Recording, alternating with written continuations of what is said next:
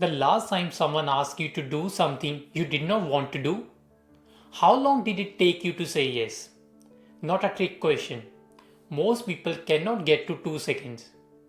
And here's what that cost you. That most people never realize.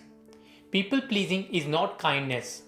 It is a fear response you develop to survive something. And it is still running in a life where that threat no longer exists. Psychology has a name for what happens when you sense conflict or disapproval, and your immediate response is to make it stop by becoming whatever the other person needs. It is called the Fawn response.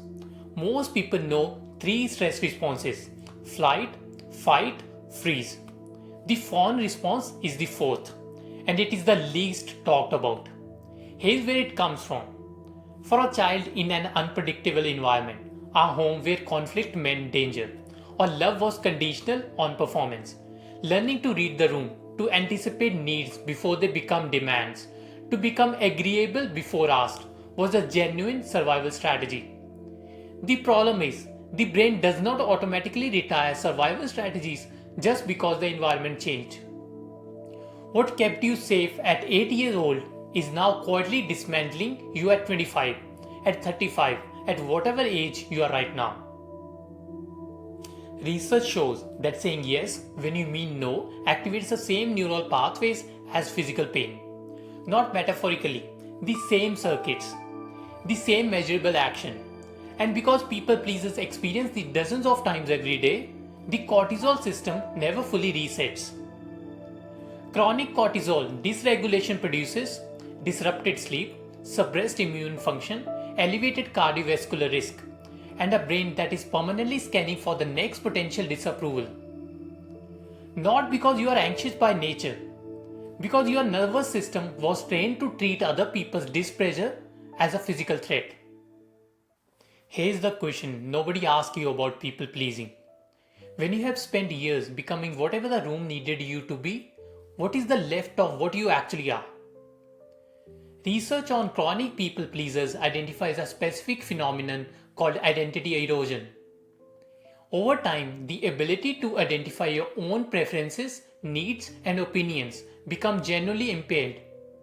Not because you do not have them, because you stopped consulting them so long ago that the access is no longer automatic. You know exactly what everyone around you wants. You are not sure what you want.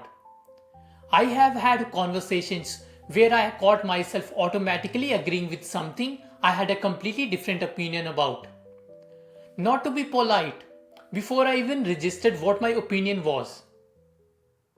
The research is not asking you to stop caring. Caring is not the problem. The problem is a specific imbalance. Caring about everyone else's comfort with no corresponding access to your own. The shift the research identifies is not learning to say no. It is learning to pause before you say yes.